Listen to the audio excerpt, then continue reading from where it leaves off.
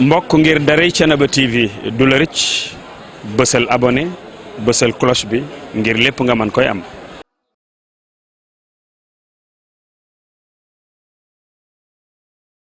D'avoir pris le temps d'assister à cette cérémonie, on va dire, de présentation de l'ouvrage publié par le professeur Souleymane Dia et qui a pour titre La plume et le glaive.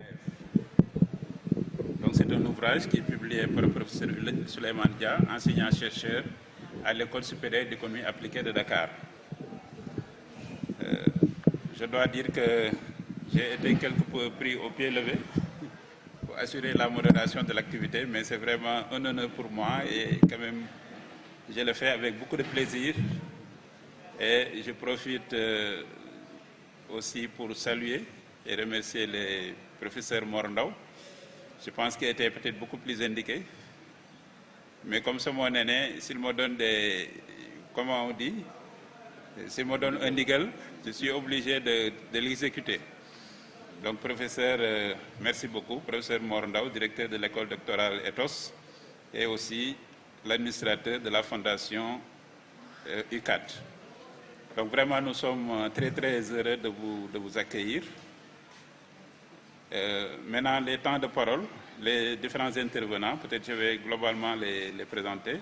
Donc, nous aurons dans un premier temps l'intervention du professeur Samba, directeur des presses universitaires de Dakar. Professeur, merci pour l'invitation. Ensuite, la parole sera donnée au préfacier, notamment Dr Daouda Diop, donc que j'ai taquiné tantôt en lui disant que peut-être un Diobène à qui on donne la parole à cette heure-ci, il risque d'avoir quelques petits soucis. Mais retenez qu'un autre Diobène est à côté, hein? Donc je pense qu'il peut vous soutenir le moment venu. Donc le troisième intervenant, nous aurons, on va dire, des témoignages, notamment de M. Ahmad Dia, mais aussi de Serigne Mam Amarisek. Et après ces deux interventions, ces témoignages, la parole sera donnée au représentant du Khalif, M. Mamoudou Sek, et nous allons terminer par la prise de parole de l'auteur, professeur Souleymane Dia. Donc sans tarder, je vais donner la parole au professeur Samba, directeur des presses universitaires de Dakar. Et vraiment, c'est l'occasion pour nous aussi de le féliciter pour l'excellent travail qu'il est en train de faire, les innovations, et je pense que fondamentalement, il participe à la vulgarisation de la recherche scientifique à l'UCAD. Donc vraiment, professeur, félicitations et merci beaucoup. Merci.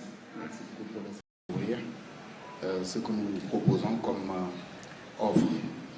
Le Presse universitaire de Dakar, c'est un service rectoral de l'Université Cheikh Anta Diop de Dakar qui accompagne les enseignants-chercheurs, donc les collègues des chercheurs, à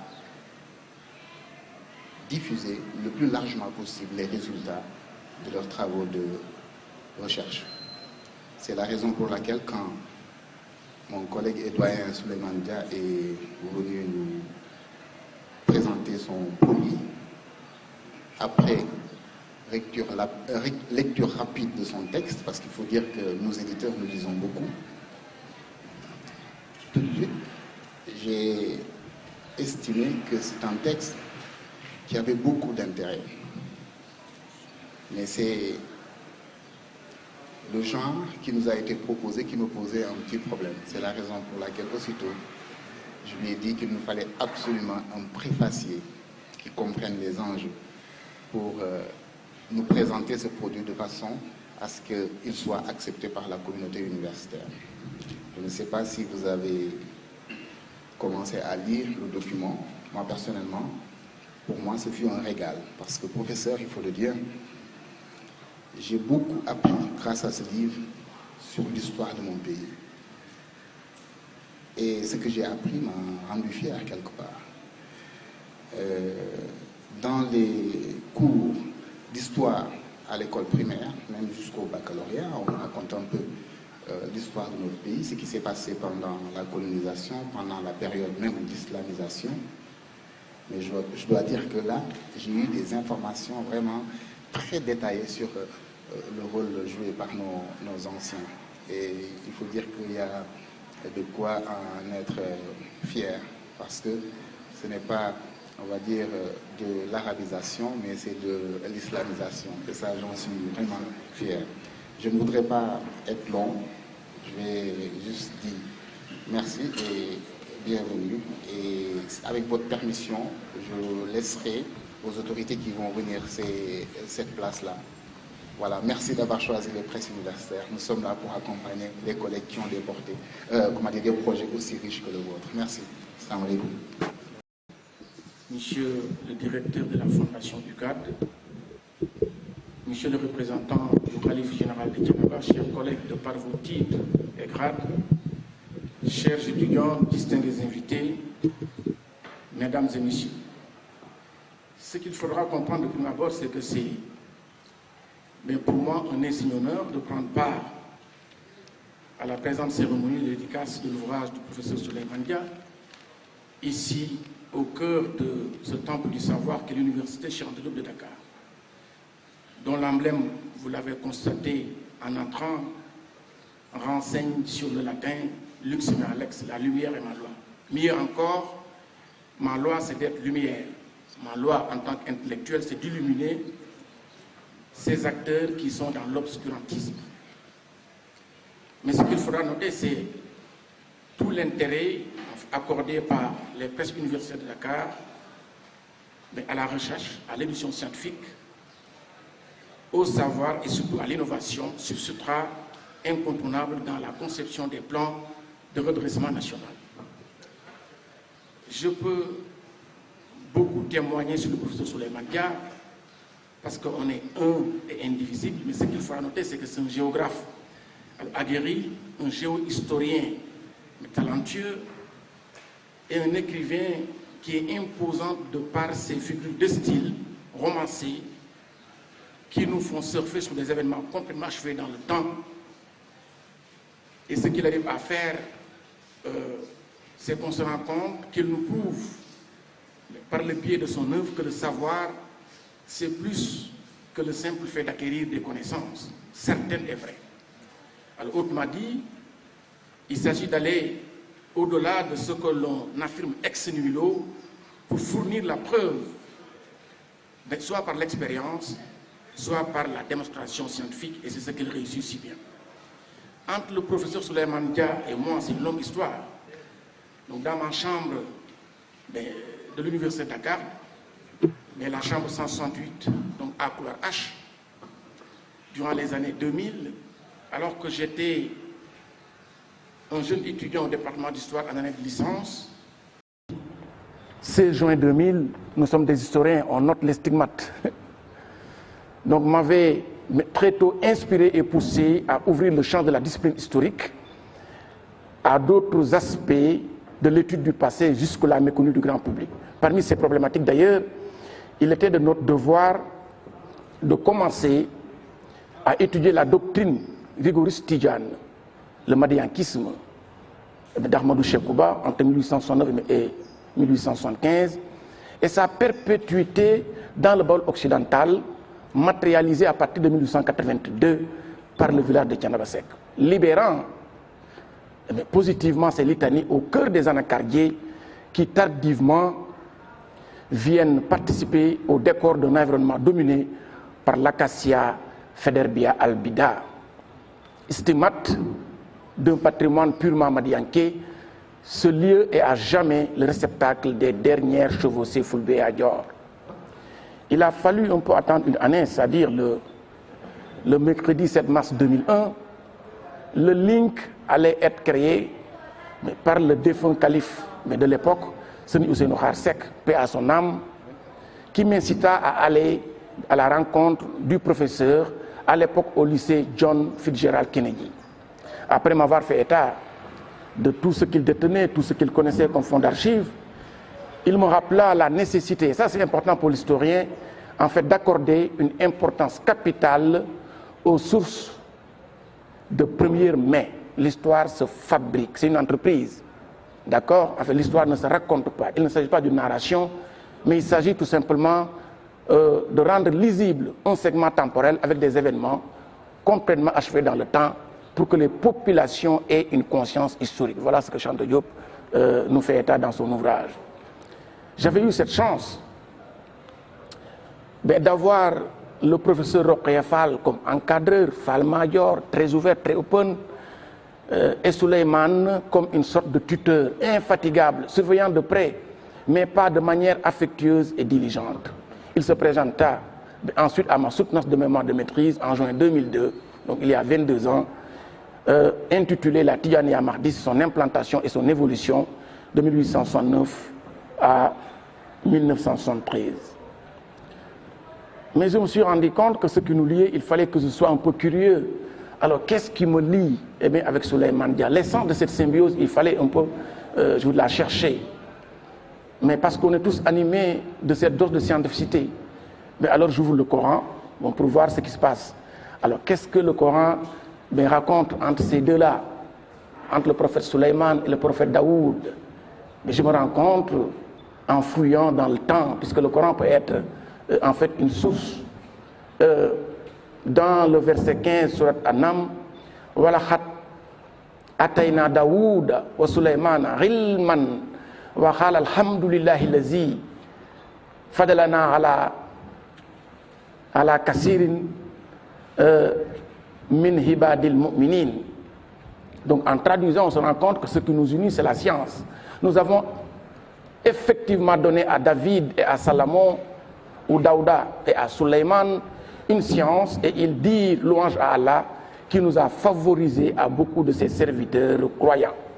Je comprends finalement alors pourquoi le professeur Souleymane Dia et moi traversons ensemble des instants de magie qui inscrivent à chaque instant la recherche scientifique dans la mise en lumière de nouvelles problématiques historiennes afin de comprendre et d'analyser certains phénomènes comme le fait religieux et sa mise en relation avec le rigorisme soufi et la résistance coloniale.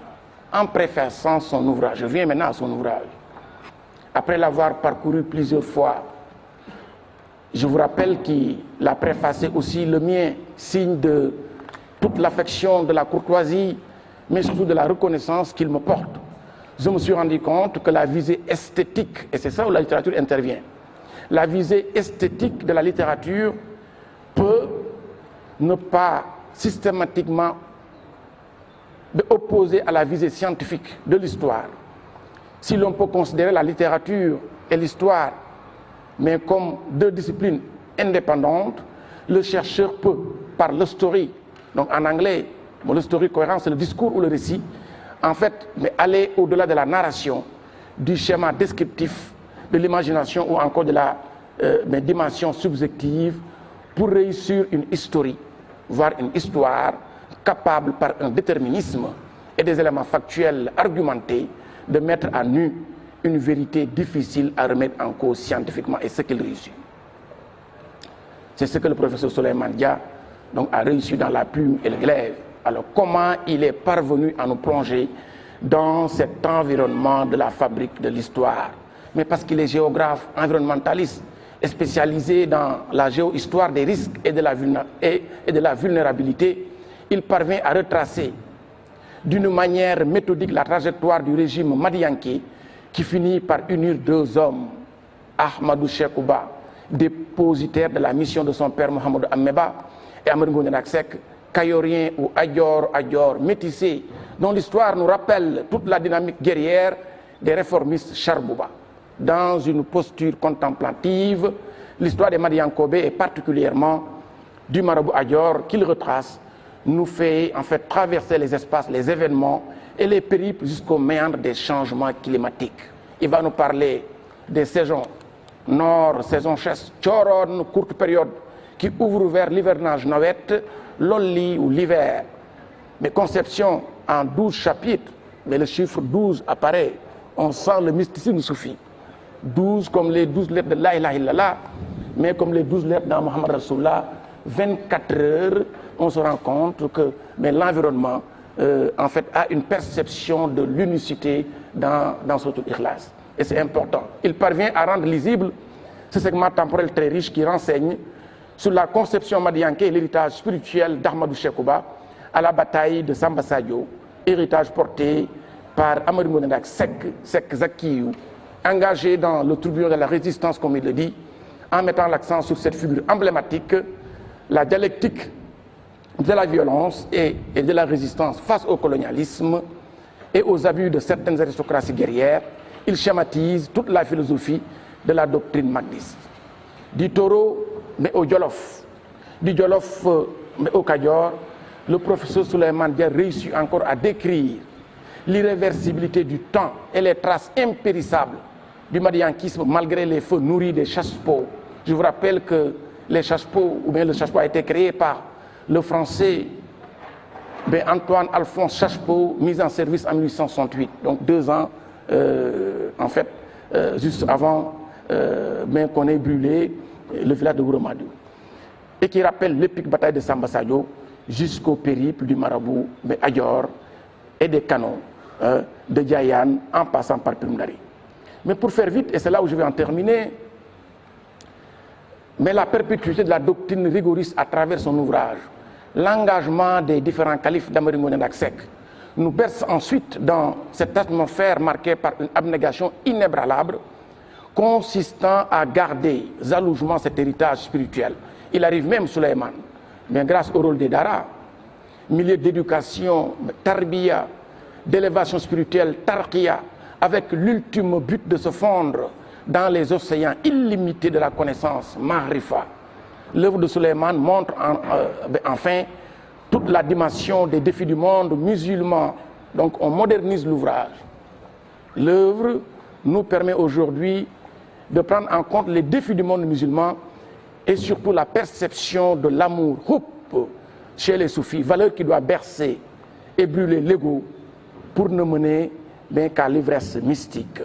Et je vais en terminer pour dire merci beaucoup au professeur Souleymane Dia par un style authentique et atypique de nous avoir fait voyager et permis de découvrir ce monde complexe des ascètes et mystiques madiankobé dont le porte-étendard reste depuis 1882 cet espace amphi dans le Baol occidental. Thiénaba Seck, je vous remercie de votre aimable attention. Merci beaucoup, merci vraiment. Et je vous demanderai encore d'applaudir, parce que je pense que pour un Ndiobène, il est très très inspiré. Parce que je pensais que les Ndiobènes à cette heure-ci, c'est compliqué pour eux. Mais il a fait une présentation de très haute facture. Et je pense aussi qu'il a trouvé le moyen de faire le lien avec son ami et collègue, en partant très loin. Et ça aussi, cela veut dire quelque part, c'est des recherches peut-être qui ont eu à être effectuées pour un peu peut-être faire un témoignage, je pense, qui globalement est très bien apprécié. Vraiment, professeur, merci beaucoup, monsieur le préfacier. Donc nous allons attaquer le 3e point qui porte un peu sur les témoignages. Donc à ce niveau, nous donnerons d'abord la parole à monsieur Ahmad Dia, qui est le frère du professeur Souleymane Dia. Monsieur Ahmad Dia dina jël kaddu manam ci wolof pour un peu def ben témoignage ci frère mais def aussi un témoignage sur l'ouvrage bi nga xamné professeur Souleymane Dia moko publié. Et après son intervention, dinañ jox parole toujours dans les témoignages à Serigne Mame Amary Seck mom aussi mu yëkëté ay kaddu. Assalamu alaykum wa rahmatullah. Ñu ngi nuyu mbolo mi fi toy ñep.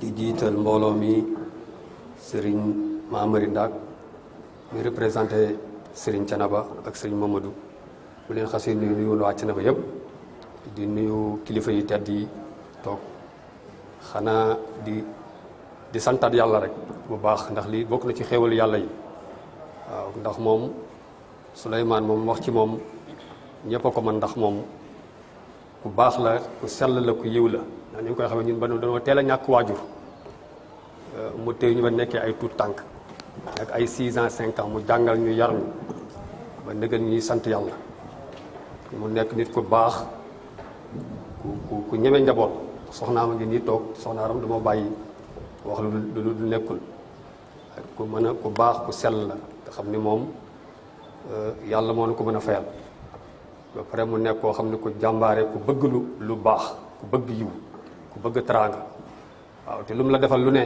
boo ko waxul keneen du ko wax waaw keneen moo koy waxaaye moom du ko wax lu mu la xasal defal def na ko ndax yàlla ci seet te boo waxee mu ne crise amul ndax toute crise porte en elle-même les mécanismes de solution lay wax te nit ku nekk solution mi ngi ci yow da nga koy fexee gëm rek nit ku nekk da lay fexee gëmloo sa bopp te Souleymane ku baax la ku sell la ku yiw la après mu bari ay facettes ni ngay xamee dafa sédd doomu aadama tax ni ngay xamee ni moom ñun ñi nga xam ne sax suñu njàng soriwul comme ñi nga xam ni bëgg nañ Thiénaba bëgg histoire Thiénaba ñun ndax dañoo bàyyi xel ba bind maa ngi koy wax maa ngi ko bëgg ñi nga xam ñoo yor maison éditeur ñu fexee ni Souleymane day bind ci wolof lu baree waaw ngeen dimbali ñu ñi nga xam ne ñun ñi nga xam ne mënuñoo lire wolof tax dañuy dimbali pour ñu mën a xam lan mooy histoire Thiénaba da koy détaillé d'une manière boo xam ne yéen ñu ngi leen ci ñaan ngeen dimbali ñu ci ngeen xam ne benn fasal la boo xam ne aussi mi ngi ak moom ngeen dimbali ñu ci ba mu génne ko ngeen def ko livre ni ñu mën koo jariñoo ndax lu amul seede baaxul ndax boo xoolee njëkkeew rek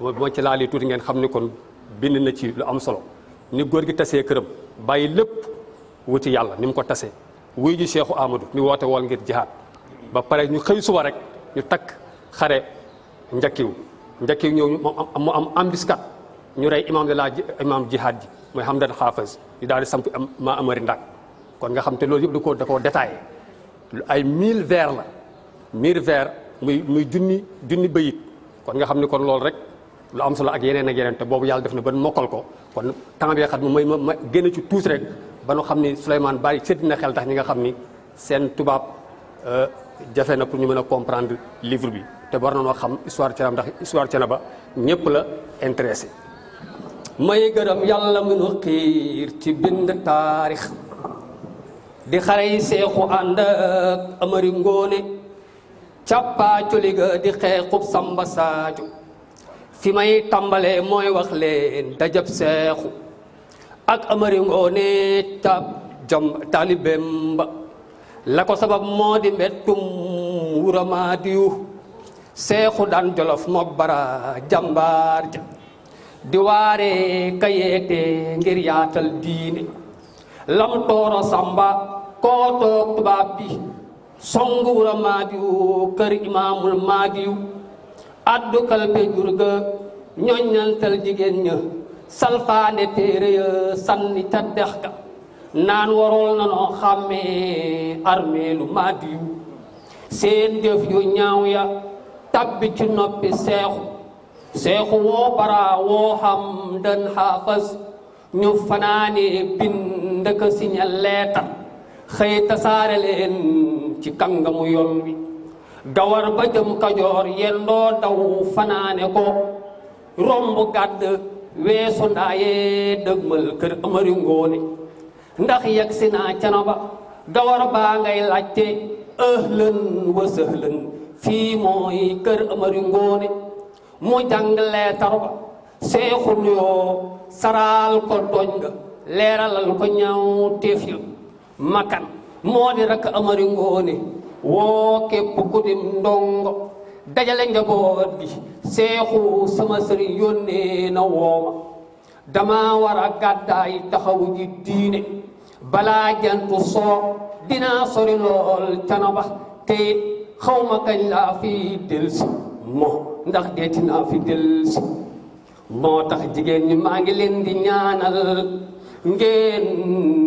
ngeen dellu kër ya ànd ak njaboot gi yéen ndongo yi diisoo leen ak waajur yi seeti yeneeni daara yàlla def na réew mi yaana makan yóbbul Moor Sekk kër sëriñ Tawa taala góorgóorlul dénk naa la yàlla daawóor yaag ma jooja waaj leen ñu wuy di seexu kaalak Samba Sembe la wàcce muur kanam nga dellu ca naari gànnaar ya ñooñu ñoo di ay maamam dalli bot la sol keroog booleeg tuba yu espace gàddu fi dal guy melax tey joxañ asamaan si Amari Ngoone xaatim jéggi dëgmal naaru góoru mag ak ndaw ñëpp ni cel xol yey jooyoo naan yàlla aaral ñu ba dellu sil ñu Amari Ngoone cana ba wéet xëy ngeen tuutee fayendu soxna aram congaan jëmb ak ab satu aw yoonu jandeer tey ñaanal góor gi Aminata Mbuub dellu Ndar këri maamam ñii ñoo di waa kër Amari Ngoone mani daa mel ni góor gi soreetul seexu ay soldaara ko teeru ànd ak moom te seexu déglul ma wax la ni Amari Ngoone nuyoo seexu dibi jala sànni naan kii taxula jóg tàggoog metal ga ñañ la di foy foy mu summi bor ya def tànki neen tey ji woor ma soldaar sa taw si naan tey ji de seexu am na gan waaw kii ku mu doon wala boog fu mu jóge moo nu gën a xam mbaa moo nu gën a gëm seexu Amari Ngoone jub seexu sukkuraam wuti seexu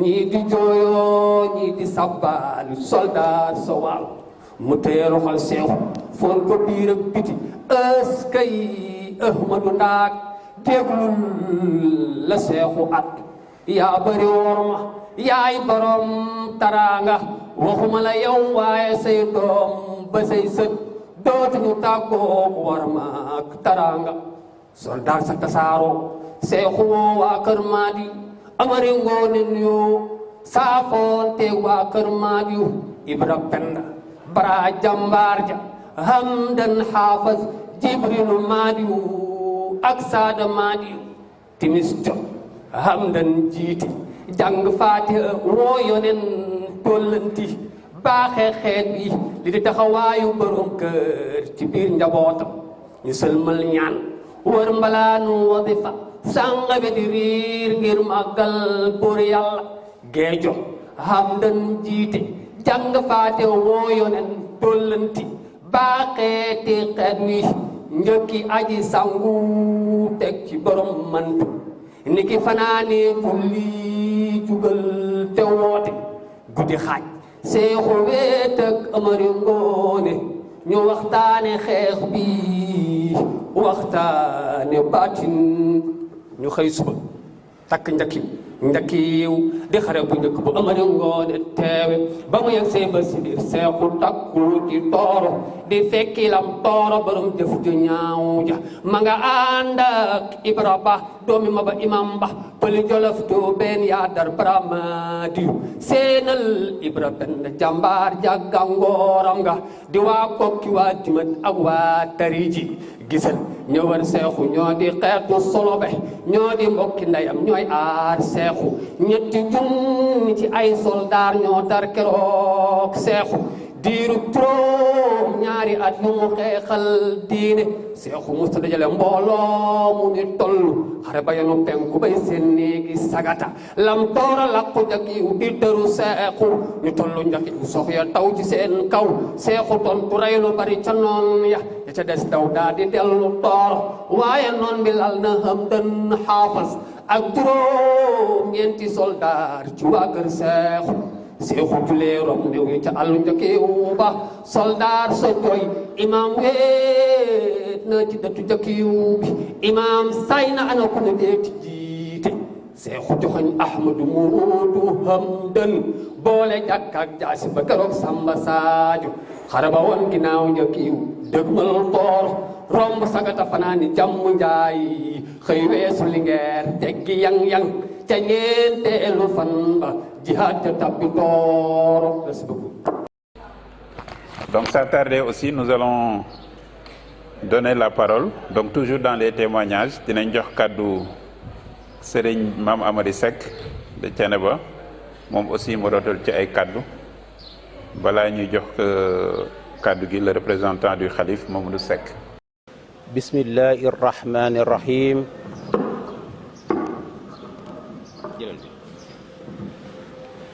A'udhu billahi minash shaitanir rajim. Bismillahi rahmani rahim. Wassalatu wassalamu ala man ursila rahmatan lil alamin سيدنا ومولانا وحبيبنا وحدوتنا محمد بن عبد الله وعلى آله وأصحابه ومن والاه. mbokk yi salaamaaleykum wa rahmatullahi taala wa barakaatu. ñoo ngi nuyu ñi fi daje ñëpp, ñii di wóllëre, ñii di ay soppe, ñii di ñuy bokkal bërëbu liggéeyukaay, ñii xam ne dañoo ñëw di bàkk seen maam dajale ci temple du savoir mu université de Dakar. ku ci nekk ñoo ngi lay nuyu ci sa tur ak sa sant. xanaa bëgg a def benn témoignage bu gàtt rek jëme ko ci suñu mbokk mi di xarit, di wëllëre, di mag, di serviteuru Cheikhou Thiénaba professeur Souleymane Dia. ñun de njabootu Cheikhou Thiénaba Mame Ahmadou Ndack Seck bu fekkoon dañuy joxe àllarba dañu wax ni professeur Souleymane Dia lañ ko war a jox àllarba. suñu xamee doxum bi jëm démb rek laa forom bu ay 7 heures taxaw naa fa lu yàgg ak ñi ma àndaloon di ñaanalaat mag ñi. dellu siwaat fii tey ñuy waxtaani waat mag ñi muy Seydi Mujahid Mame Ahmadou Ndack Seck ak ñam ko àndaloon. Souleymane Dia bokk ci ñi nga xamante nii dañoo figurant di ñu nettali kër gi nàmpatalaat ñu ci bañ koo gën koo xamaat. bëri na ci xale Thiénaba tey fii nii su demee ba nangoo gëstu histoire Seexu Thiénaba grâce à Souleymane Dia wala moom bokk na ci. xale yépp ñaaxaat na leen ni seen kër maam gi dañ ko war a xam, ndax histoire boo ko nettali des fois day wex xat. te histoire Seexu Ahmadou ak Mame Ahmadou Ndack Seck soo ko nettalee des fois dina wex, waaye xam nga daa gën ñàkk ko bañ a xam. kon il est temps ñu gëstu ko, xam kan mooy góor gi, xam ni mu defal réew mi ak fi mu taxee ak fi mu jëlee ak fi mu leen yóbbu. daaw di gis déglu naa ko léegi mu wax ci lu am solo li Soleil bokk na ci ñi nga xam ñoo ko gën a motiver pour mu gëstu ci kër gi. sëñ Mouhamed Seck mais kazalik. kon ak ñeneen ay xale yoo xam ne maa ngi lay gis ci biir Souleymane Dia bokk na ci xam ñoo leen motiver. waaye li nga ciy dégg laa xarwa nitug yàlla soo ko déggalee topp ko day summeeku ci yow ba jeex tàkk ca boppam. da ngay dellu ci keer Souleymane bu jëflante yow nga xam ne dañ koo yar, su ngeen séqee mbir nga xam ne yar nañ ko. ku mu bokkal ndey ak baay wax na ko léegi muy Hamad Dia dañuy dëggit wax ji ku xam histoire démb xam ko tey dëkk Thiénaba da ngay xam ne Hamad lii wax dindiwu ci virgule day dëkk.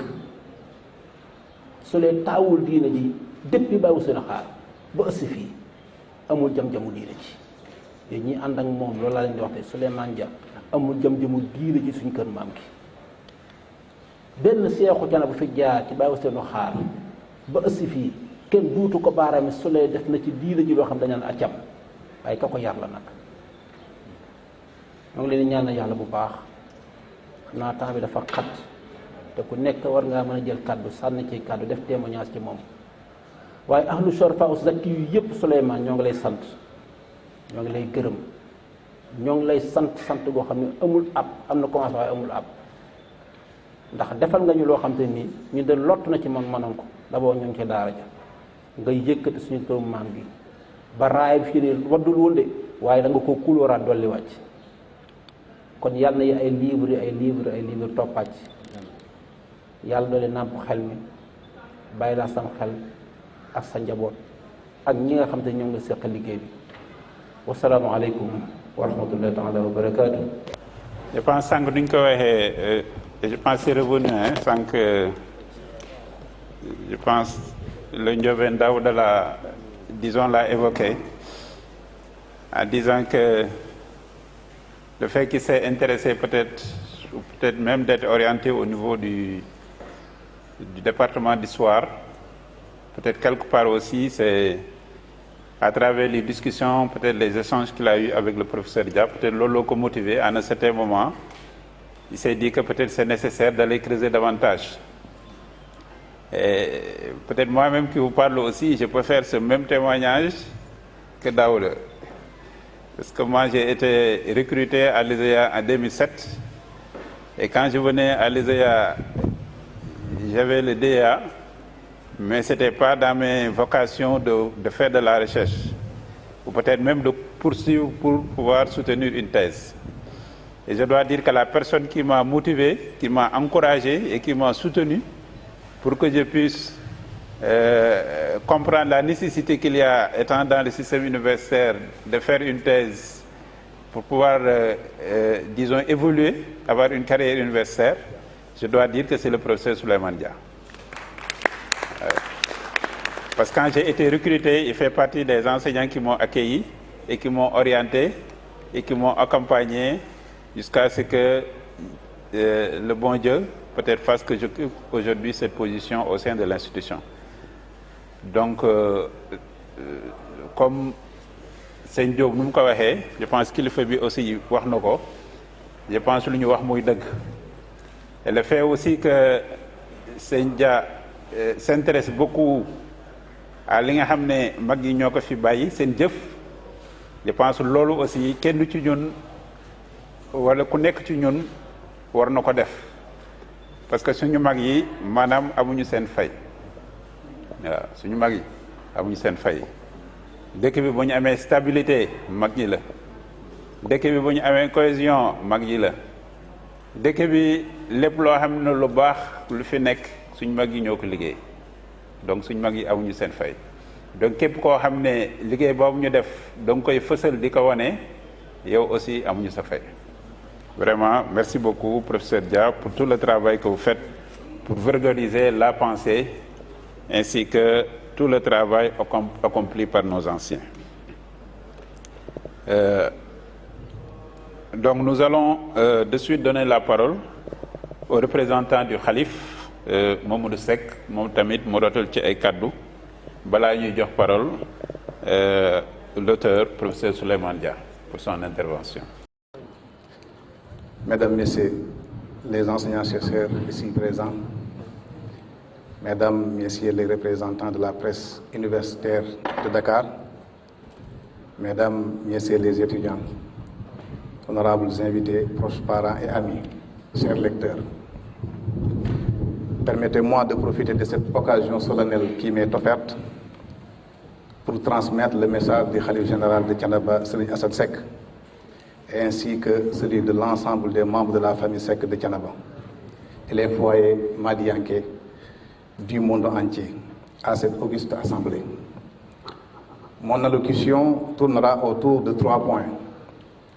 D'abord, transmettre les salutations, prières et encouragement du Khalife général de Thiénaba à son fils, talibé, compagnon de lutte, l'éminent professeur Serigne Souleymane Dia, ainsi qu'à l'ensemble de ceux ou celles qui ont honoré cette cérémonie de leur présence ou contribué moralement ou matériellement pour sa réussite. Le Khalife général, à travers ma modeste personne, vous salue et vous témoigne sa gratitude et formule ses prières pour qu'Allah le Tout-Puissant vous illumine votre chemin et guide vos pas à la réussite éternelle. Le deuxième point, c'est de prononcer quelques mots de témoignage sur la personne de l'auteur, professeur Souleymane Dia, l'auteur du livre La Plume et le Glaive. Le professeur Souleymane Dia est considéré, c'est la famille maraboutique de Thiénaba, comme plus qu'un fils biologique, car il incarne, de par sa droiture, son effacement, sa loyauté, sa discrétion, son détachement de la vie mondaine, son sens élevé de responsabilité. Il incarne les valeurs orthodoxes pour lesquelles Mame Amary Ndak a fondé son foyer religieux Thiénaba Seck. En effet, il occupe, depuis l'accession de Serigne Ousseynou Khar Seck au Khilafa en 1999 jusqu'à présent, le poste de secrétaire particulier du Khalife malgré la succession de plusieurs khalifes au khilafa. Depuis lors, c'est lui qui prononce le discours officiel de ce dernier lors de chaque cérémonie officielle de Maulid. Cela suffit pour illustrer comment il incarne les valeurs que nous avons citées un peu plus haut. Le professeur est considéré aussi par les chercheurs intéressés par l'histoire de l'école soufie de Thiénaba comme une personne incontournable dans ce domaine, car il est le premier à prendre sa plume et son courage pour retracer et vivifier l'histoire du madiankisme qui est peu ou mal connue par le grand public. Il a en effet publié sa première œuvre en 2001 et a contribué activement à travers ces différents articles précédemment cités par le présentateur Serigne Daouda Diop à la préservation et la sauvegarde de notre patrimoine historique commun. La scientificité de ses écrits, l'objectivité et la clarté de ses analyses, l'impartialité dans sa démarche, sa méthodologie rigoureuse font de lui le passage obligé de tout chercheur en la matière.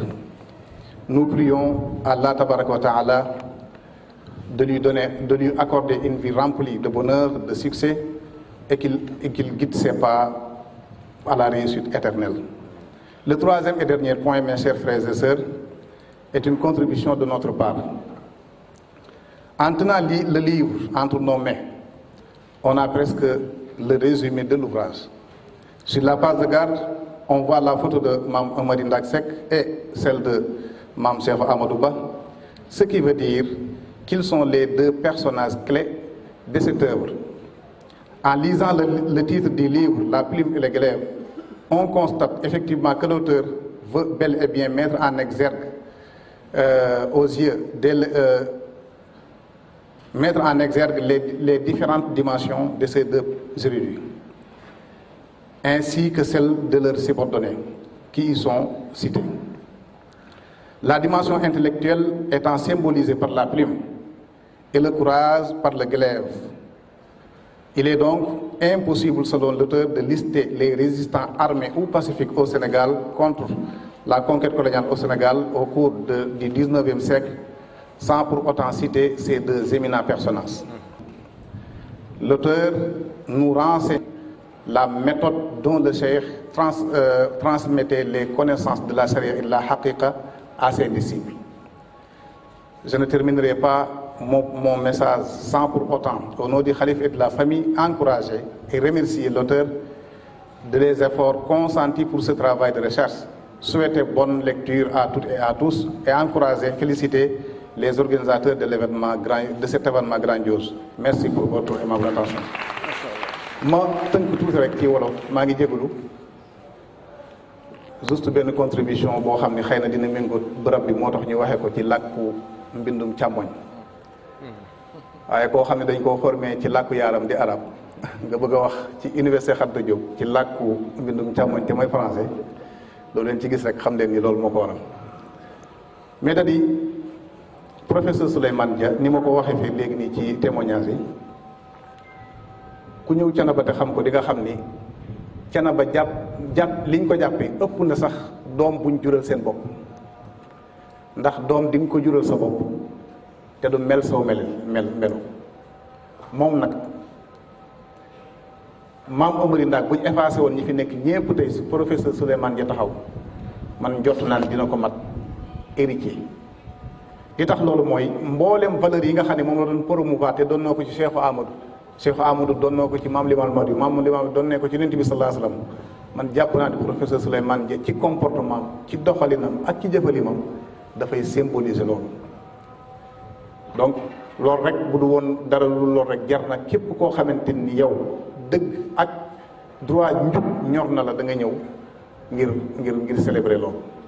donc professeur ñu ngi lay féliciter bu baax a baax Serigne Thiénaba mi ngi lay nuyu di témoigner ci kanamu ñi nga bokkal liggéey ak ñi nga bokkal ay activités yépp wala leen ni waxuma la sax doomum jur waaye yow li nga la jàppee dafa weesu fuuf doom boo xam ne moo ko jural boppam te xam nga ci lu bëree bëri mais pour ma contribuer tuuti rek ci œuvre bi professeur Souleymane Dia dama koy wax ni liggéey bi dafa maanaam ci man kawe gi dafa jéggi dayoo dama koy wax ni yow bindaloo sax génération bii nga xamante ni ñun ñoo fi nekk da ngay bind pour génération ba keroog àddunay tukki ndax objectivité bi nga xam ni moom la def ci ni muy raconter histoire yi fi am nga xam ni même ñun sax ci suñu biir am na ci yoo xam ne bu doon ñun la mën nañ ko tëb mais moom day jël sa responsabilité relater ko comme ni mu amee nga xam ni lu jamono yàgg-yàgg ku ko lire di nga xam ni kii trahirul li nga xamante ni moom la doon raconté te mooy histoire donc loolu jar nañu remercier ko ci. dama wax léegi ni man ci sama connaissance moom laa njëkk a xam ku yëkkati ca ba kumtati xalima bind ci li ñuy tuddee Madianke maam ndono maam Limaamu Mahdi yu jaare ko ci maam Mani daal moom laa njëkk a gis donc mën naa wax ni ginnaaw moom képp ku ñëwaat moom jàppal ni làmp lay nekk ci yow ci loolu te kenn mënatu la gëstu ci histoire bi te doo référé wu ci professeur Souleymane Dia donc professeur Souleymane Dia wax dëgg yàlla ngi lay sant bu baax di la gërëm mi ngi wane aussi méthode bi mu doon joxe xam-xam ba ku ci nekk la la motiver ak li nga xam ne moo jaadu ci yow da nga ko am te doo ta du tee ka nga xam ne la leen la ko indi ak niveau bu mën a am jël li ci des donc professeur daal bëgguma gën a téye kàddu gi ñu ngi lay ñaanal suñu borom gën a guddal sa fan gën a yokk la xel mu gën a rafet ba œuvre yi nga xamante ni tàmbali nga ko nga àggale ko ñun ñëpp ñu fekk ko bi jaay na bina Muhammad di profité du nuyu professeur Serigne Mame Omar Seck suñu mag suñu xarit teewal Serigne Thiénaba fii ci Dakar ak mboolem ñi imam di imam ca jàkka ja ak ñi nga xam ne magam yi mu àndal yëpp di jégalu baax lépp lu ci juunu maa ngi koy jégalu su ma soñoon bu ma waxee dina mat dina jub hada wa sallallahu wa sallam ala nabina Muhammad wa salaamu aleykum wa rahmatullahi wa barakatuh. Personnellement, je préfère dire Serigne Dia parce que je sais. Et le constat que nous faisons aussi, je pense que ça a été dit, mais nous qui sommes avec lui presque tous les jours, parce que nous travaillons ensemble, le constat quand même, c'est que c'est un homme très très effacé. Et le constat, c'est que les gens qui s'effacent, généralement aussi, sont très très élevés du point de vue de la spiritualité.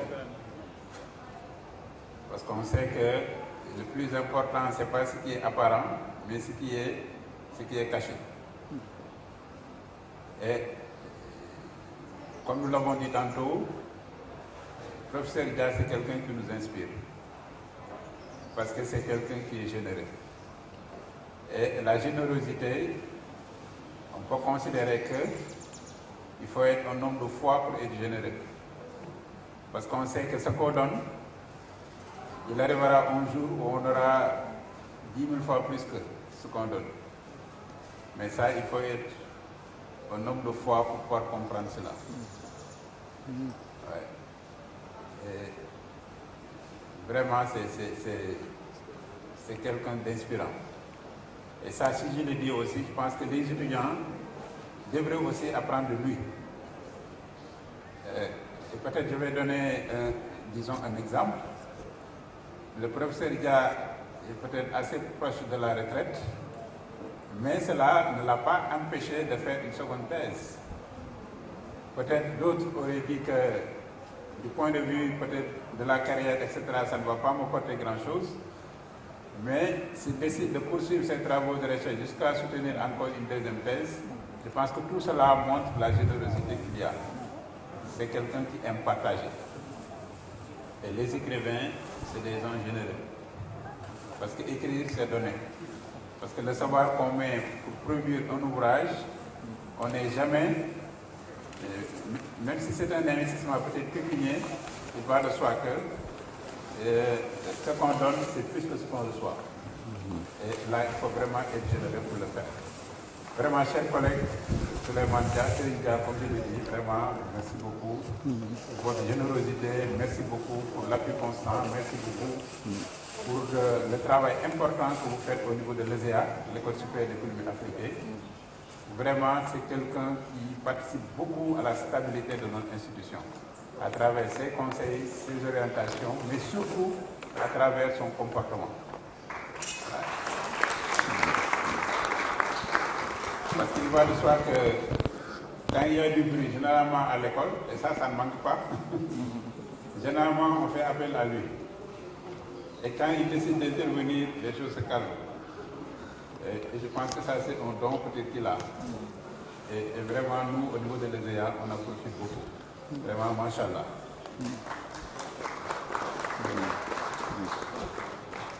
Ah, merci beaucoup. Mais est-ce que j'ai envie de venir d'abord? Je suis à côté de nous aussi. Hein. Je suis bien entouré. Donc, sans plus tarder, je vais donner la parole à notre professeur Souleymane Dia, enseignant-chercheur à l'ESEA, pour qu'il puisse dire son mot.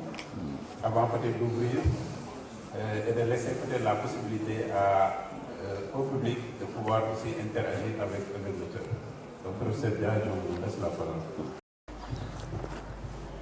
أعوذ بالله من الشيطان الرجيم الحمد لله وحده والصلاة والسلام على النبي الكريم السلام عليكم ورحمة الله تعالى وبركاته di nuyu ñi nga xam ni bi ñu wootee tey ñoo bàyyi seen itte ñëw fekk si ñu wéttali ñu wax ji du bari ndax ñi fi jël kàddu yépp li ma waroon a wax ci téere bi wax nañ ko muy professeur Daouda muy sëñ Mamadou muy sëñ Amaat mi wolofal ba daanaka du jar may dellusi ci aspect yooyu sama kàddu daal fi mu jëm mooy ci ay remerciement fi may tàmbalee remerciement yi nag mooy sama mbokki Thiénaba te ki ci jiitu mooy xalif général Serigne Assane Seck ay ñaanam ci téere bi mësula tàggoo ak ñun ni ñu tàmbalee ba fii ñu yegg si tey moo tax ci turam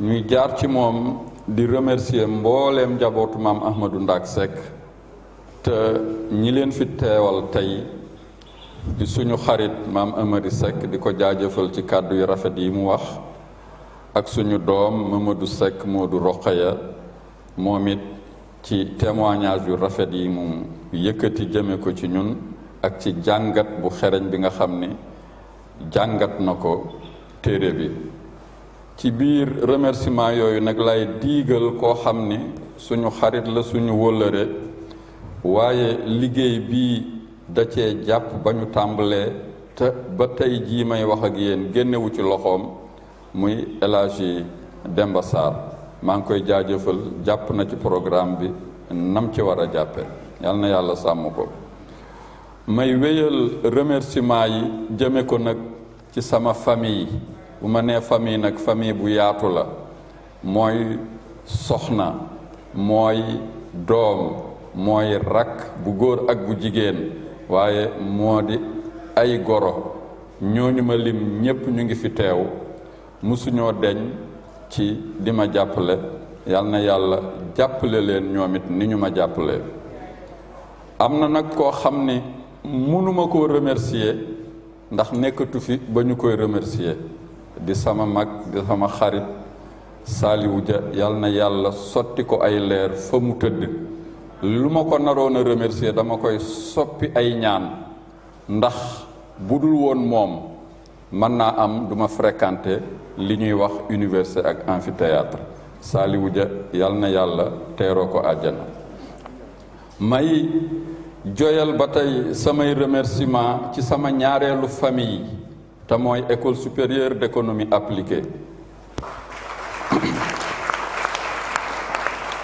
temps bi may def SEA defuma ko sama kër néew na lu ma jant di tiime sama kër ma ngi may tiime SEA kon wax dëgg yàlla mooy sama seconde famille te yemul ci jant bi rek dafa yem ci li ma séq ak waa SEA kon damay jël cant yooyu di ko jaarale ci loxol directeuru SEA professeur Ibrahima Ndiaye di ko jaajëfal ci kàddu yu rafet yi nga xam ni yëkkati na ko jëme ci ñun waaye di ko jaajëfal aussi ci taxawaay bi nga xam ni am na ko ba téere bi sotti ndax ku ci jàpp la en particulier bi ñu demee ba toll ci édition ci directeur nag lay jaare remercier mboolem mes collègues enseignants chercheurs personnel administratif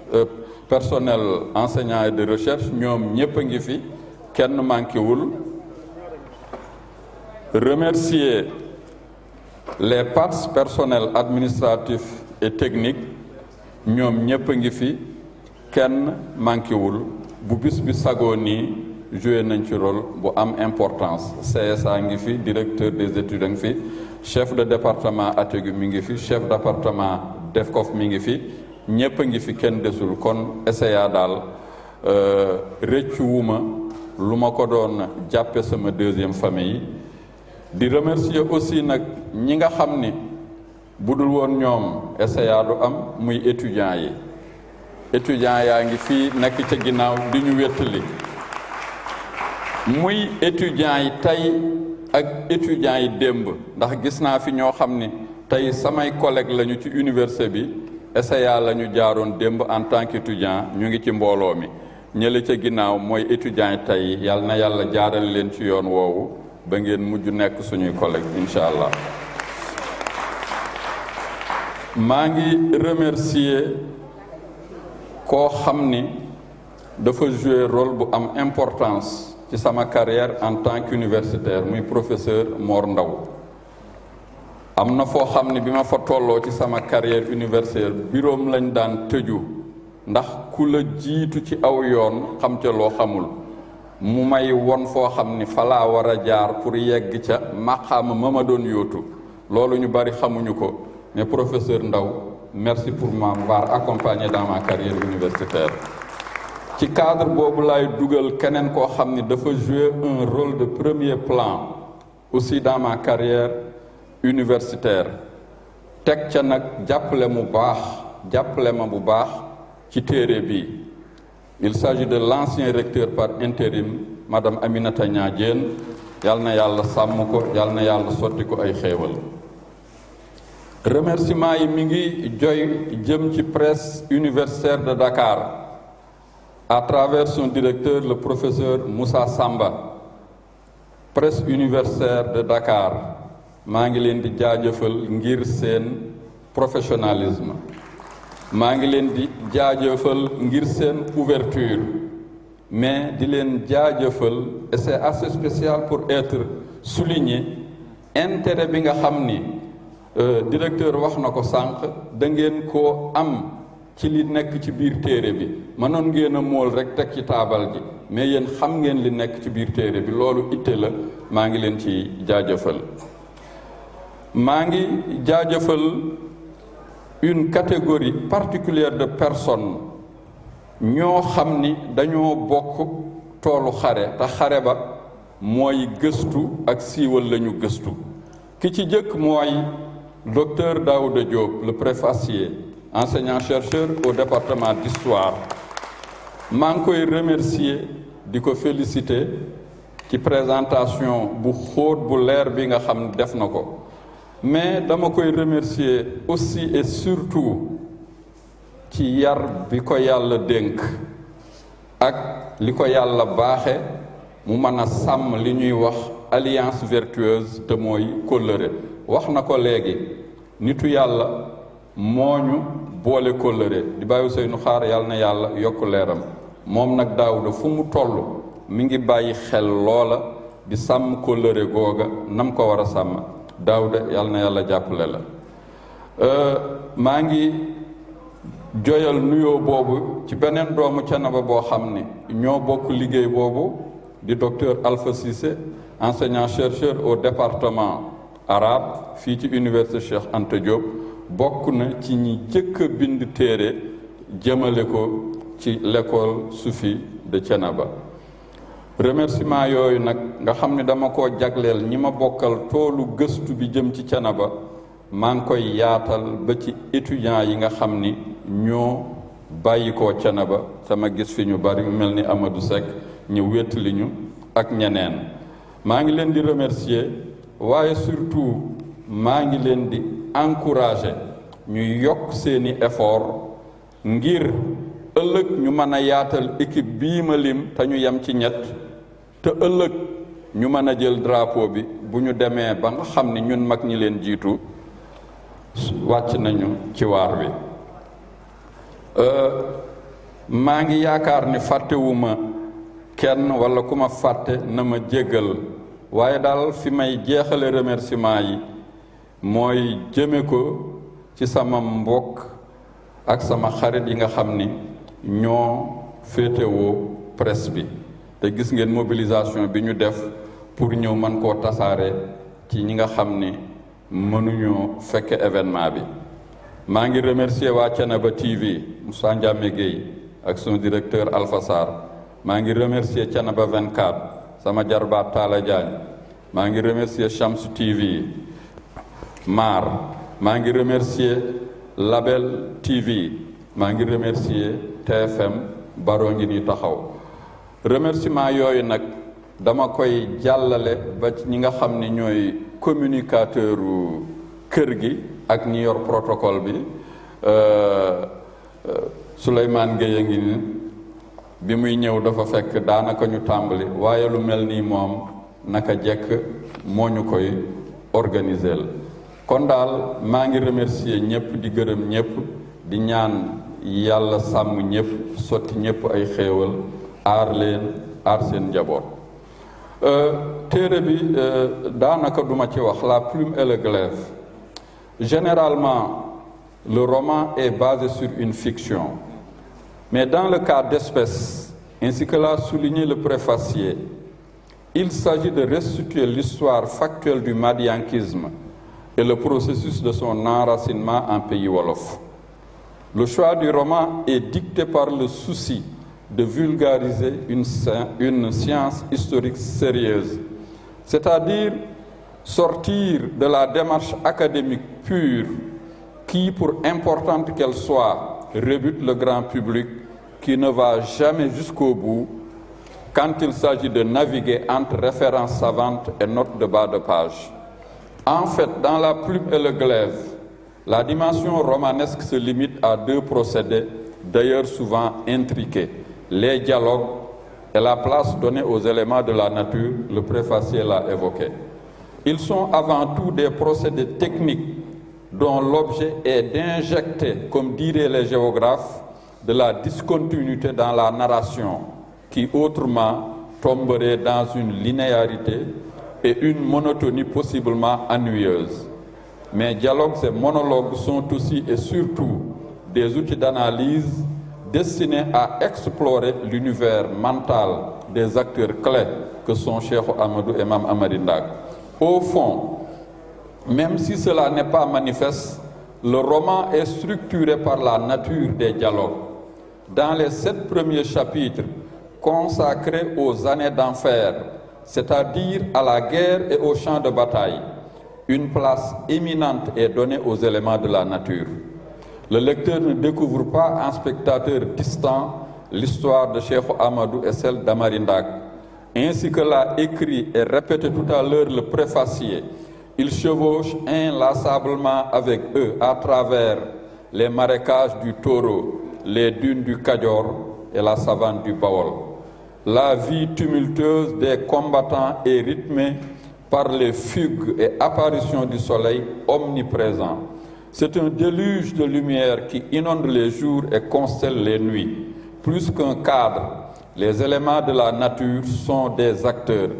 Et dans ce contexte particulier, ce sont eux, les éléments de la nature, qui prennent la parole. Je donne un exemple, celui de l'arbre témoin qui chante l'histoire du Kadior. J'étais là à Danki, champ d'honneur et bêtoir, où naquit et périt une grande histoire. Mboul, Souguer, Ngigis et tant d'autres de l'histoire Adior, nous sommes les apôtres. À Tchowan, l'anti-pénultième bataille de la campagne, se déroule un dialogue à 3 mix entre Cheikh Amadou et les éléments de la nature. Debout sur l'étrier de sa jument, glaive à la main, Cheikh Amadou s'adressa d'abord au monde et à l'histoire dans un monologue inspiré de grande teneur dans lequel il affirme et revendique son appartenance au cercle des glaives de Dieu avant de proclamer le triomphe de sa cause.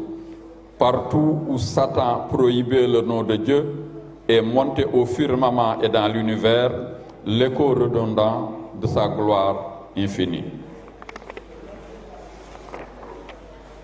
Puis, interpellant la mer et la plage de Diender, dont parlait tout à l'heure Mme Amari, où s'est joué cet acte, il leur demande de témoigner en tant qu'élément de la nature de l'accomplissement et du triomphe de la cause madianké.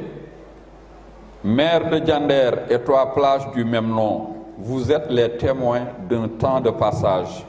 Toi dont la fanfare chante les vertus divines, change donc de tempo l'espace d'un moment pour ce jour témoigner d'un monde qui s'achève.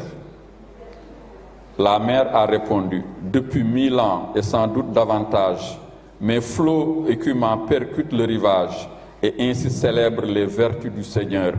Ils tamisent les sables et rincent les cailloux, mais jamais avant n'ont personne purifié. La plage a ensuite répondu, je chante en silence les vertus du Seigneur. Les étoiles, le soir, constellent les cieux et colorent en rose mon sable humecté. Pour la première fois de ma vie millénaire, je porte les traces de front prosterné. Dans les 5 derniers chapitres, le périple à la recherche du sambam de la Renaissance, l'installation et la reconstruction se font dans une ambiance plus apaisée. Ici, les dialogues et les monologues sont des espaces-temps d'enseignement et de diffusion de la sagesse. C'est le cas des échanges entre Mme Amary Ndak et Serigne Ndiayane. C'est aussi le cas de Mme Amary Ndak à travers les ultimes conseils donnés à ses enfants. Mounilen, si un jour vous êtes appelé à exercer un ministère sur vos semblables, sachez que c'est par la volonté de Dieu qu'il en est ainsi, et non par votre naissance, vos richesses et votre érudition. Ce sera pour vous un rempart contre l'arrogance. Inch'Allah, ont répondu ces enfants, nous avons entendu et nous exécuterons. La parole est aussi prise dans cette deuxième partie par des hommes d'exception en transition vers l'au-delà, comme s'il s'agissait de clore à la fois le roman et l'épopée de la vie. Ces héros agonisants, tels des oracles, donnent en toute lucidité leur dernier conseil aux vivants, puis dépeignent en délirant des visions la mort et l'au-delà. Tel est le cas de Madiké, fils cadet de Mme Amary Ndak, atteint de la peste et en transition vers l'au-delà. Il chante une élégie du désespoir de laquelle transpire sa double crainte de la solitude et de l'oubli. Mouni, le bois est cendre, le feu ne danse plus, la nuit est bien noire et le silence glacial. Bien triste est la mort quand on meurt esselé. C'est aussi le cas de Serigne Ibrahima, petit-fils et khalife de Mme Amary Ndak. Ayant en toute lucidité dicté ses volontés dernières, il sombre dans la contemplation d'un spectacle sublime évoqué à travers des effluves d'outre-tombe. Mouni, si ce n'était le tombeau fumant à mes pieds, si ce n'était la foule absente qui m'entend, je dirais que je rêve tel un somnambule. Non, je ne rêve pas, je ne dors pas debout. Je sens l'au-delà, je vois l'invisible. Je ne puis dire ce que je vois, ce que je sens. Mes yeux s'alourdissent, mon regard se voile, mon souffle s'évanouit, mon âme s'évapore. Je ne sens plus rien, mais le néant m'envahit. Comment voir dans la nuit, comment voir étant ébloui. Comment d'ailleurs voir de ce monde n'étant plus. Ce sont les derniers mots de Serigne Ibrahima Borom Yaram.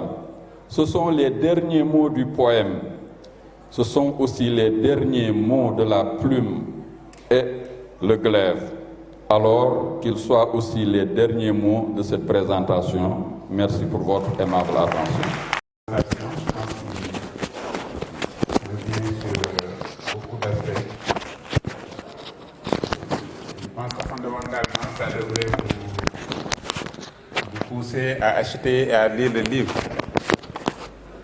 et à lire l'ouvrage. Je pense que c'est, comme ça a été dit tantôt, on apprend beaucoup. Parce qu'il va de soi que, je pense comme on le disait tantôt, c'est ce qui nous a devancé, peut-être, ont presque tout fait. Peut-être construit un bâtiment, ils ont mis l'eau, l'électricité, etc. Et fondamentalement, nous venons pour nous en, disons, pour en profiter. Cela veut dire que l'essentiel a été déjà fait et que nous sommes peut-être plus dans une posture de profiteurs. Donc merci, chers collègues Diab, pour nous avoir restitué tout cela.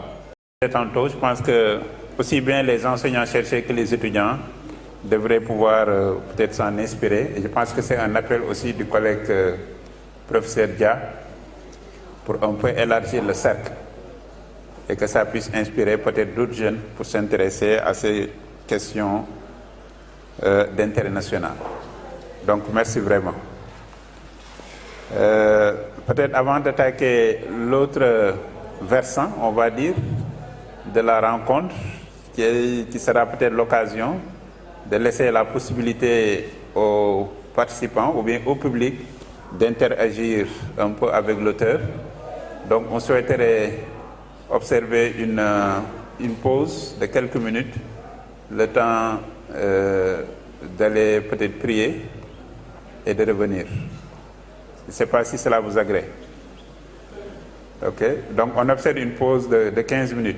Donc on reprend en 5 minutes. Hein? Ah, je sais que les Ndiobènes, les prières, c'est il faut 15 minutes. Hein? Donc on va dire 10 minutes. Donc on se reprend dans 10 minutes, Inch'Allah. Merci beaucoup. Et à... Hein?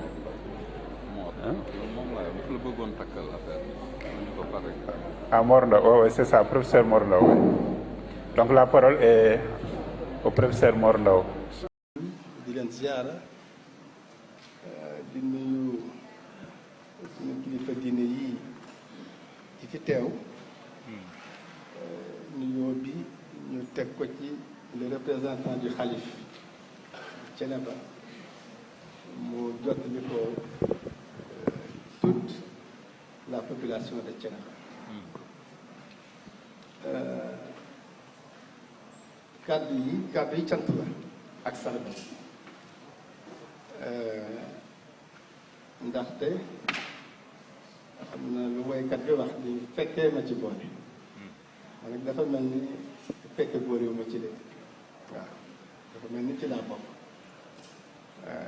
gox bi nu bokk mu ne à 10 kilomètres je suis de Khombole diwaan yi nu bokk diine ji nu bokk ak bérébu liggéeykaay bii bokk ak baam fa sama soppe boo xam ni chaque 4 heures du matin mu yónnee ma alxuraan su ma jullee daal di koy def muy Ibrahima Seck Talla Xaar waaw sama xarit sama wóolari sama soppe sama wasila kon dafa mel ni ci laa bokk di féliciter professeur Samba pour liggéey bi mu dëgmal di ko def di transformer de manière qualitative les presses universitaires de Dakar di féliciter Serigne Ibrahima ak Serigne Daouda parce que ay fierté la pour ñun ñii nekk ci université Lamine Gueye daana wax daan nit ki su ne baax na muñ leen ndax mbokk yaa ko wax su ne am na xam-xam mu ni ndax borom xam-xam yaa ko wax ñun on est très bien placé pour maasale ñaar yépp ñu baax lañu ñu am xam-xam la waaw te ay jàmbur yiw amuñu kenn fii xaar ma yàlla kenn kon ñu ngi leen di gërëm di leen sant ngërëm googu ñu dugal ci mbokki Thiénaba yépp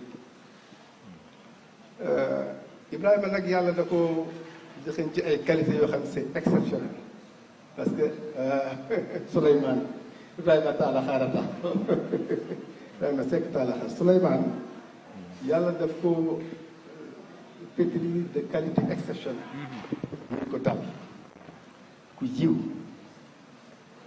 ku am xam-xam aussi man maa ngi ko découvrir le colloque bi ñu doon def sur Maba Diakhou mu bind benn texte bu danse sur le Madianké ñu jox ma instruire ko bu ma ko instruire changé ma ci dara ñu ne ma yow kii xanaa na ko man ko noo xaw ma à l'époque jamonoy dox may gëstu ci mbiru Maba Diakhou dem Gunjur Serekunda sur les traces de Sayel Mati ba am benn dëkk boo xam ne mu ngi ci ginnaaw defe naa Samba Tukulóor Ka le village de Samba Tukulóor Ka ma dem ci les descendants de Maba Diakhou ñu ni ma am na koo xam ne Ibrahima Maram ñun ma bokkoon na ci la bataille de Samba Sadio man ko ah bon ma ñëw reliraat son way dem ci moom pour confirmation mu jox ma ay explication yu leer a leer man ko mais yow ban département d'histoire lan la kii formé man ma non je suis géographe boobu laa koy dogal kon ñun ñi nga xam ne takkal nañu ay grade yi gën a kawe ci taarix ak histoire ak mboor ñun reconnaître nañ sa valeur yàlla na yàlla dëgëral taxawaay jox la kàttan ngir continuer di liggéey pour Wassare xam-xam nit ñi dégg xam jëriñoo Wassare parce que lii nga def c'est une séquence extraordinaire importante de l'histoire de l'islam au Sénégal de la Sénégambie mais ñu bëri xamuñu waaw moo tax lii dafa am solo lool xam ne nit ñi jëriñoo ci te loolu suñu mission la suñu mission ñun ñi nekk enseignant chercheur dañuy jàngale di gëstu di former mais di servir à la communauté li nga def c'est un service à la communauté nit ñëpp xam na nga teg ko ci science parce que ce que vous avez fait c'est une démarche historique un roman historique qui se décline par une mise en scène d'une fiction à partir d'un narratif pour écrire l'histoire d'une séquence fondamentale de l'histoire de la Sénégambie, de l'expansion de l'islam. Et c'est un très beau texte qui lie le roman, le récit, le narratif et la vérité historique. kon ñu ngi ñaan li nga def mu am ay tofo yeneen tofo yoo xam ne nit ñi dinañ ci leerlu xam ci jàng ci askan bi jëriñoo ko fi may clôturer Samba Sadio mbir mi des na waaw mbir mi des na leeral nañu ko waaye nag la restitution du patrimoine historique nga xam ni ñu ngi jóge ca bataille de Samba Sadio tey mu nekk vers Dunkerque kooku nanu xeex loolu ñëwaat kooku ñoo ko moom ñoo ko moom ça n'appartient pas à Faidherbe ça n'appartient pas à l'État français donc dañuy xeexal pour restituer le patrimoine historique les œuvres d'art lii amoon Samba Sadio moo ko gën a am importance foofu nanu def ay commission def un plaidoyer pour restituer tous les matériels issus de Samba Sadio inchallah su ko defee Thiénaba mën naa am un musée boo xam ne mooy représenté mooy mandargaal Samba Sadio asalaamaaleykum wa rahmatulah jërëjëf sant yàlla bu baax julli ci yonent bi di rafetlu jotaay bi di nuyu d'abord xam naa ni dañuy comme à travers le milieu universitaire toujours dañuy am mbégte di yëkkati kàddu ci temple bi nga xam ne mooy le temple du savoir muy l'université Cheikh Anta Diop de Dakar et particulièrement au niveau de la bibliothèque universitaire mu nekk milieu bu am solo yàlla dogal ñu jaar fi te ban naa ni ba tey ñu ngi fi waaye nag jotaay bi nekk jotaay bu nga xam ni dafa am particularité parce que dañ fi toog di présenter loo xam ni benn ouvrage scientifique et particulièrement boo xam ne dafa jëm ci jaar-jaaru mag ñu nga xam ni dañoo restaurer la dignité sénégalaise mais aussi consacrer l'islamisation du Sénégal donc ci loolu ñu ngi nuyu les représentants du khalife mais aussi di nuyu les autorités universitaires à travers le professeur Souleymane Dia nga xam ne mooy ñu fi dajale tey mais aussi à travers suñu doyen suñu frère le professeur Daouda Diop ak tamit particulièrement di nuyu Serigne Mame Amary Seck et aussi Serigne Mouhamadou Seck mi nga xam ne moo fi teewal xalif d'abord suñu intervention dafay jëm ci deux volets dama naan une pierre deux coups parce que tamit on a un devoir de témoignage sur le professeur Souleymane Dia. À ma qualité, je peux dire actuellement, du président de la convergence scolaire universitaire de Thiénaba, muy pàcc bi nga xam ni c'est le volet culturel de l'organisation de la structure estudiantine de Thiénaba. yàlla dogal ñu am ay jamono liggéey ak le professeur Souleymane Dia à travers nos activités d'exposition yi nga xam dañ koy amal durant les deux jours du Mawlud de Thiénaba. beneen bi ci topp mu nekk une particularité déjà professeur Daouda mi ngi koy wax que ni di ko boole ak professeur Souleymane Dia et celui qui l'a incité à devenir et à aimer les sciences de l'histoire ñun yàlla dogal na am na suñu professeurs yoo xam ne ba tey mënuñu jàpp ni on a été des juristes de formation parce que à travers le professeur Souleymane Dia durant les jours du Mawlud depuis nos premiers pas au niveau des collèges on a toujours aimé la matière de l'histoire grâce au professeur Souleymane Dia et encore plus à travers nos activités d'exposition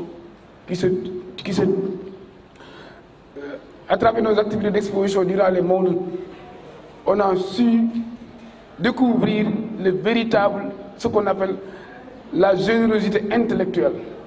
Professeur Souleymane Dia mën nañ ko définir la générosité intellectuelle au sens plénier de l'expression.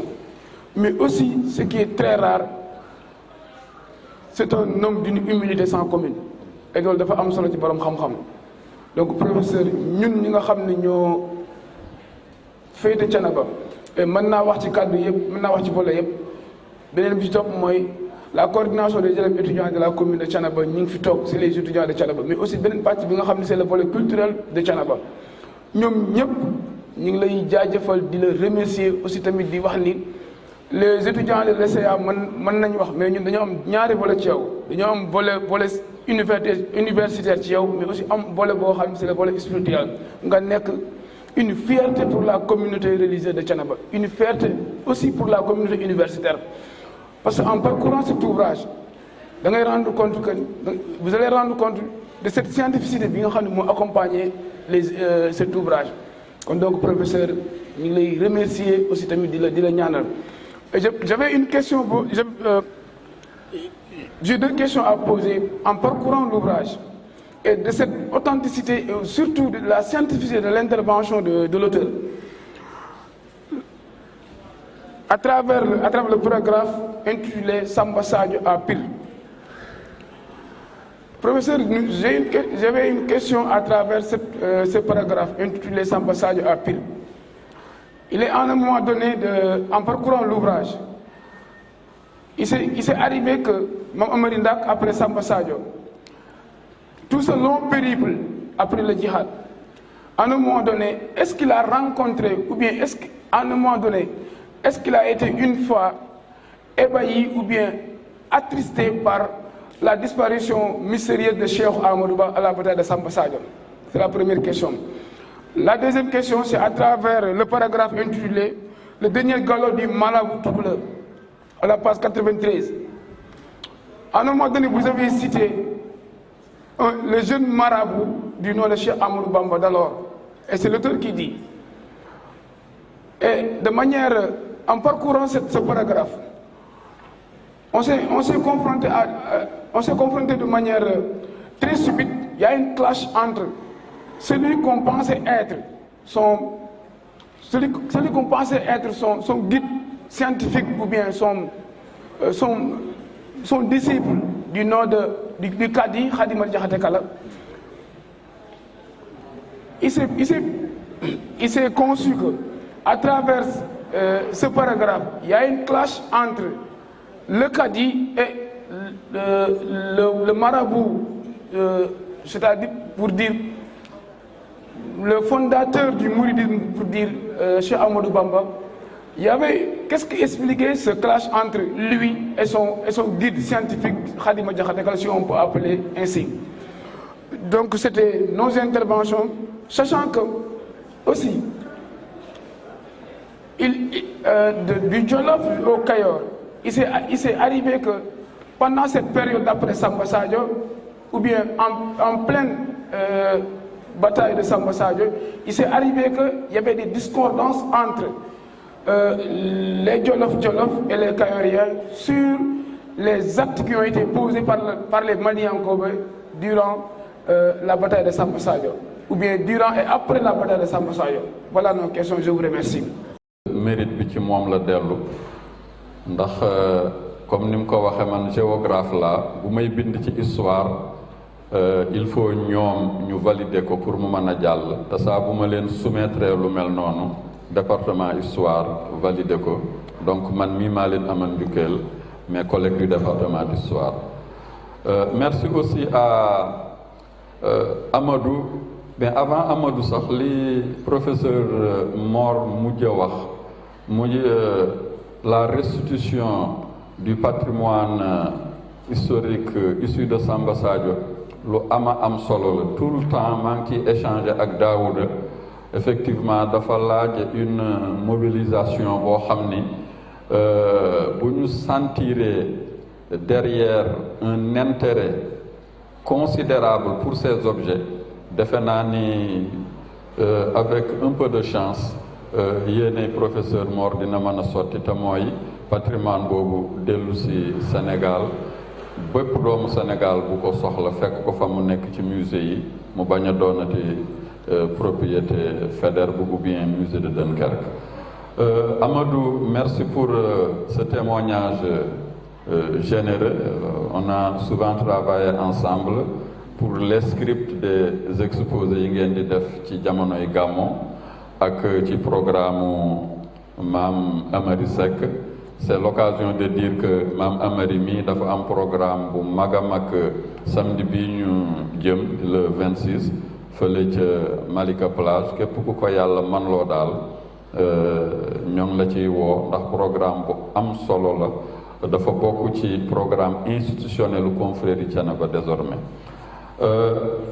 Question yi bi nga posé sur la relation ni ma ko comprendre mooy la relation entre Cheikh Amadou Ba Maam Amary Ndak et Sëñ Touba. Relation boobu fi mu tege mooy xam-xam Sëñ Touba dafa bëggoon xam-xam fu mu dégg boroom xam-xam dina ko seete en plein jihad Sëñ Touba booba waxambaane la dafa dajale bagage yu bari lii may nettali Baye Ousseynou Xaar moo ma ko wax te ba ñu demee Coowaan chef de village Coowaan confirmé na ko boor yooya la ko fekkoon nee na Sëñ Touba dafa mas a dajale bagage yu bari ànd ak mbooloo mu yem ñëw seet Cheikhu Ahmadou ñu wéet ñoom ñaar ca xayma ba ña àndoon ak moom dugguñ ci xayma ba Sëñ Touba ak Cheikhu Ahmadou ñoo nekk lu yàgga yàgg ca xayma ba yàgg ñu génn Cheikhu Ahmadou gunge ko ba mu sori mu taxaw di ko xool muy dem am ay benn soldaar yu ñëw taxaw ci wetam di ko xool ba daanaka gisatu ko. Cheikhu Amadou ni marché bu nar a xumb ëllëg a ngi nale xawma nag ku koy dugg. bu nee marché lam ca jublu mooy ku bari njariñ ëllëg ma nga nale di dem xawma nag ku koy dugg maanaam ku ci chance am bokk. loolu mag ñi nett nañ ko. looloo tax bi Samba Sadio jàllee xam nga Samba Sadio ñoom professeur Mor Ndaw Daouda mën nañ koo témoigner dafa yëngal Sénégal ba yëngal Paris. quotidien Paris yi dañ doon bind jamono jooje ci Samba Sadio di attaquer gouverneur lu tax mu bokk ci xeex bi maanaam dafa nekkoon un événement boo xam ni impact bi dafa rëy. fii ci Sénégal nag li tax impact bi rëy mooy jullit yu bari dañoo tëdd Samba Sadio réew mi yëngu dameel tiit bi mu tiitee nag la woo Xaalima Jaxate ni ko génneel fatwa daganal xeexu Samba Sadio ndax réew mi yëngu na. Xaalima Jaxate génne fatwa ni xeexu Samba Sadio dameel ak ñi mu àndaloon am nañ ci droit ndax ñi ñu doon xeexal dootuñu ay jullit ndax dañoo woote ak yonent te ku woote yonent dootoo ab jullit. bi Sëñ Tuubaa déggee fatwa booba mu génne moom it fatwa weddi ko te booba waxamaande la. jamono dox tuuti am fu mu daje ak Xaalima Jaxate ni ko Moodu Mbàkke booba noonu lañ koy wooyee dangaa génne fatwa weddi sama bas lu ko waral. Sëñ Tuubaa tontu ko lañu waxante nag dialogue boobu moom la sëriñ Mamadou Lamine Diop Dagana indi ci téereem boobu mu tudde Irwaawu Nadim. Xaalima Jaxate ni ko Lat Joor dameel ca booba jamono am na dëgg ndax ki mu doon xeexal dafa woote ak yonent. Sëñ Tuubaa ni ko kan moo seede wax jooju. Xaalima Jaxate ni ko waa Samba Sadio ñoo ko seede. mu ni ko waa Samba Sadio matuñu ci ay seede ndax dañoo xëy gis fas yu jóge penku ak fas yu jóge sawu avant jant di so gisatuñu fas yooye kon xamuñu ci dara matuñu ci seede. wax ma leneen. Xaalima Jaxate ni ko waa Kajoor it seede nañ ko. mu ni ko waa Kajoor ñi kon def ab noon ba jël ay ngànnaay di xeex ak moom matuñu ko seede ndax noonam lañ. wax ma leneen. Xaali Gag ni ko Moodu Mbàkke dangay sunu doom ñu jur la jàngal la waaye dafa mel ni yegg nga fa nu yeggul. loolu mooy ci li ñu mën a nettali ci biti loo xam ni dox na diggante Sëñ Tuubaa en tant que jeune et marabout prometteur ak Cheikhu Amadou Ba mi sëriñu Maam Amari Ndaak. defe naa loolu moo doonoon question principale bi ci des ay forme de contribution la kon directeur ñu delloo la kàddu gi. Merci beaucoup, chers collègues. Merci pour les éléments de réponse que vous avez apportés aux questions posées. Je pense que tout cela devrait éveiller chez vous une très grande curiosité d'acheter et de lire l'ouvrage. Je pense que c'est important. Et je pense que le professeur Mondaw l'a dit tantôt. C'est un ouvrage qui restitue un fait historique que tous les Sénégalais fondamentalement devraient connaître.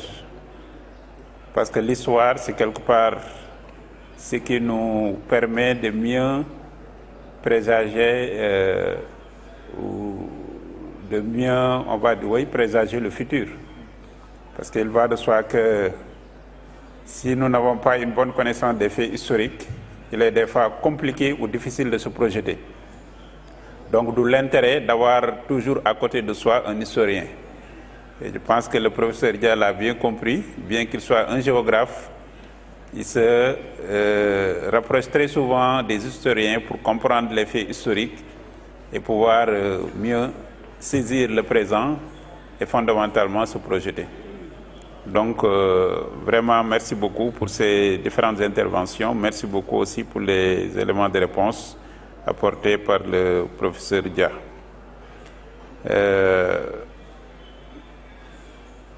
Je pense que l'essentiel a été dit. Et vraiment dire des mots de remerciement d'abord à l'endroit de l'organisateur, les presses universitaires de Dakar. Merci vraiment, professeur. Et félicitations pour les innovations, félicitations pour les efforts que les presses universitaires concentrent pour vraiment appuyer, accompagner les enseignants-chercheurs dans les publications. Je pense que c'est vraiment un travail important que vous faites. Ñi ngi jaajëfal aussi di sant bu baax en commençant par le khalife de Thiénaba, toute la délégation ñu jógee fu sori ñoo fekkee bis bi. Loolu day wone dayoo bi bis bi am ci ñoom mais day wone tamit maanaam relation yi nga xam ne am nañ ko ak l'auteur professeur Souleymane Dia ki nga xam ne kenn ci ñun la. C'est vrai que sànq wax na ko Thiénaba la bokk am na fa cër mais ci ñun tamit dafa am cër ci ñun donc le fait que ngeen déplacé wu ñëw presque fekk suñu vraiment dañ leen sant di leen gërëm di leen jaajëfal ci loolu te ñaan suñu borom may leen ngeen dellu ci jàmm yàlla def tamit peut-être ñu gisawaat ci yeneen anam et vraiment kontaan nañ ci li ngeen wax ci ki nga xam ne ci ñun la bokk ci témoignage yi ngeen def mais aussi xam-xam bi nga xam ne sotti ngeen ko fi vraiment ñu leen di sant di leen gërëm bu baax di remercier les enseignants-chercheurs en commençant par le docteur Daouda Diop vraiment pour son intervention de haute facture, le professeur Mor Ndaw, vraiment tous les enseignants-chercheurs de l'ESEA, le personnel administratif, technique et de services, les étudiants aussi qui se sont très fortement mobilisés. Vraiment, merci beaucoup d'avoir fait le déplacement. Merci beaucoup d'avoir égayé la cérémonie. Vraiment, merci beaucoup à tous. Peut-être pour clôturer, je vais, si vous le permettez, laisser la parole à Suñu Serigne, Serigne Amari, pour mu tëj jotaay bi maanaam mu def ñaan ñaanal ñun ñëpp ñaanal peut-être ñu daje waat ci yeneen anam parce que tantôt maa ngi koy wax peut-être sëñ Dia c'est un géographe historien. Mais je pense que notre institution aussi a besoin d'un ouvrage. Parce que lorsqu'on dit ESEA, et je pense que le professeur Mor Ndaw est là, et chaque fois il nous rappelle en disant mais il faut écrire sur Mamadou Dia, sur l'histoire de l'ESEA, depuis sa fondation jusqu'à présent. Je pense que c'est quand même un parcours extrêmement riche. Je pense qu'on a besoin quand même, à un certain moment, de s'arrêter et de regarder derrière pour voir tout le chemin qui a été parcouru et pouvoir fondamentalement se projeter vers le futur. Je pense que ça c'est important. Et comme nous avons un géographe et un historien qui sont face à face, je pense que nous allons profiter de cela pour que ce projet-là puisse se concrétiser. Vraiment, ñu ngi leen di sant di leen gërëm yéen ñëpp donc maa ngi jox kàddu gi Serigne Amary Ndak mu tëj ñaanal ñëpp ñu yeewee ko ci jàmm jërëjëf.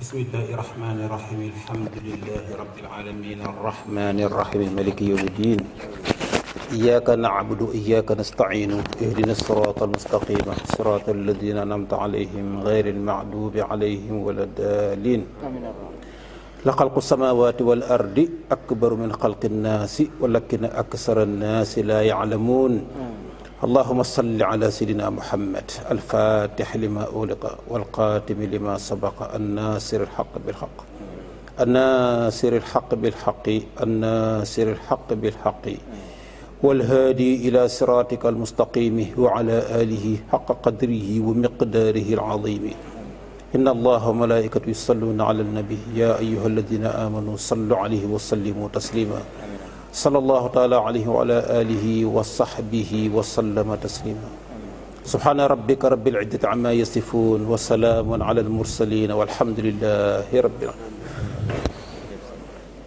mbokk ngir daray Thiénaba TV du la rëcc bësal abonné bësal cloche bi ngir lépp nga mën koy am.